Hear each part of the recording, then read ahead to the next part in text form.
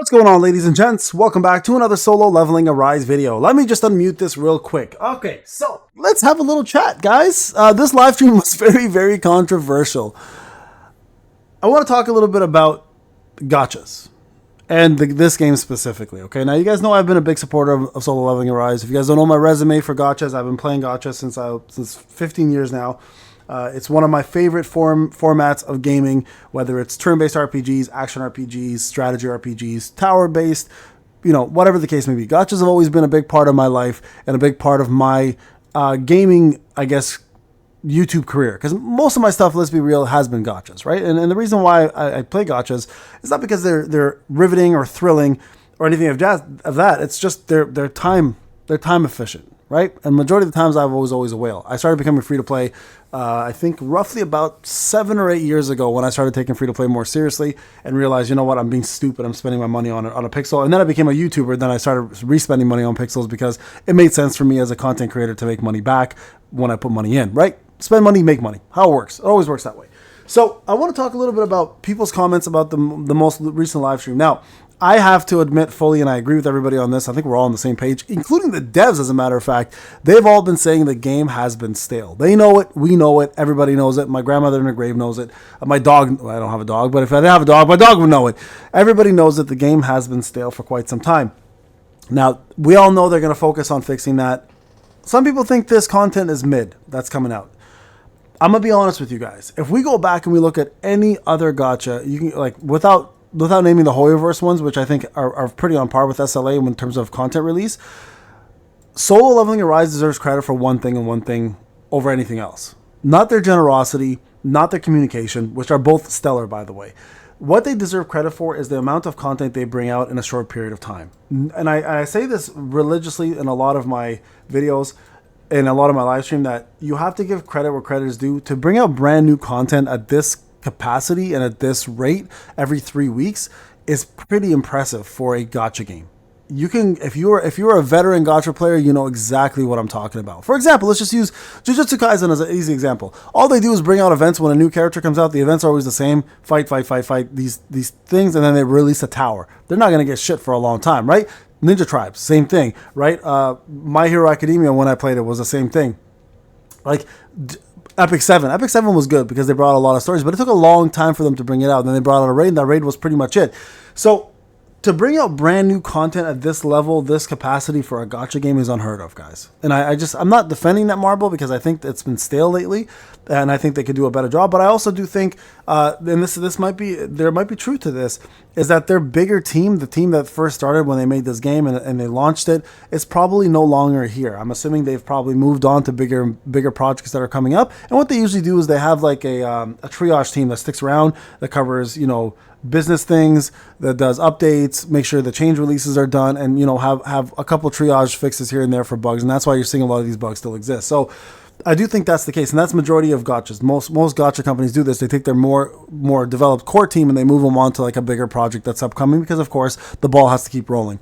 So, and then we had a lot of people who said that the codes were mid. I'm not gonna lie to you. Listen, to get a free SSR, whether it's random or not, let's find out what I get, is still pretty damn cool. Let's see what I get here. All right, Huntsman. So it's still pretty damn cool. Like, I'll take a free Huntsman any fucking day. You can give me a free Scatty any fucking day. I'll take anything that's free any day. I'm not a picky person, So for a free code to give me a free Huntsman, absolutely I'll take that. Why not? Why not? It's not like they gave us a code for 100k gold. They gave us a code for 1,000 Essence Stones and a free SSR weapon. I think that's pretty damn generous. I have to admit that is pretty damn generous. Not to mention the first code they gave us, where is it? Right here. Let's go back to the codes. Gave us 1 million gold, right? When's the last time a global live stream gave us that?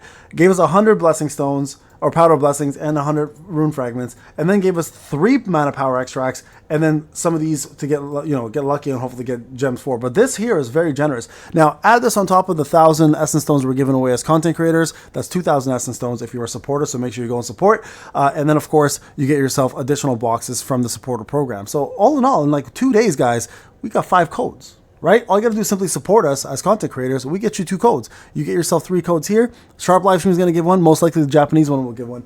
So I think overall people are a little bit I think they're being a little bit too critical when it comes down to rewards. Free shit like this doesn't come very easily in games, right? Not to mention with the maintenance, they actually even let us choose what we wanted to choose for the maintenance when it's down. And I think most people chose 10 custom tickets.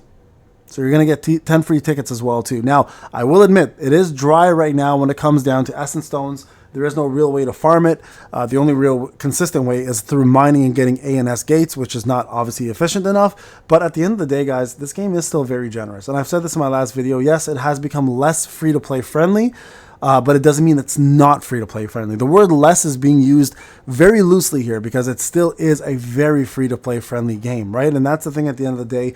It's enough. And not to mention, they're going to give us a free Kanai weapon for free.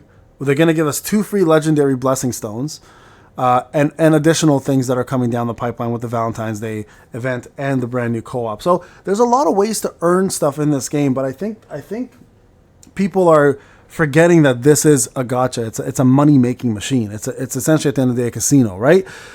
So I want to bring this up because I'm seeing a lot of comments, right?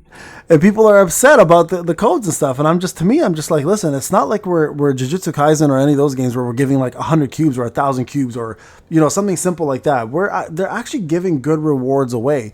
And, you know, getting a free SSR weapon, whether it's random or not, there's nothing to scoff at. Yeah, you might get a Scatty, you might get a Vulcan's dildo, but at the end of the day, it's still a Vulcan's dildo, and it's still something that you can use overall, right? So I want to bring this up because I think a lot of people need to just kind of calm down and remember what we're playing here. This is not a AAA game, right? AAA games you can criticize like this, where you're like, listen, this game wasn't free. I paid $80 for it. What the fuck am I doing getting these stupid rewards? We're not really paying anything to play this game, right? I mean, you can. It's an option. You can be paid to win, but that's, of course, no one's putting a gun to your head. In order to download this game, you click a button. It downloads. You have the storage space. You have the phone or a PC that can handle it. You're off to the races. Not one penny needs to be spent.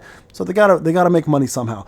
Anyways, again, I just think it's just crazy that people are complaining over free stuff when most companies will not give you free stuff. And again, we're not comparing it to Hoyoverse or to Wuthering Waves. There's a reason why Wuthering Waves and Hoyoverse games and this game are always in the same breath, right? When people compare, it's because those are the standards, the highest end standards of gacha, and that's what everybody expects for every game to achieve. And the reality is the market is shit. There's nothing in mobile market right now. There's nothing worthwhile covering. Everything is absolute garbage for the most part, except for the games I just mentioned. And I'm telling you now, like, I am personally grateful for the free stuff because it doesn't need to happen, but it does. And not to mention, I will say this. I will give the dev a lot of credits for this.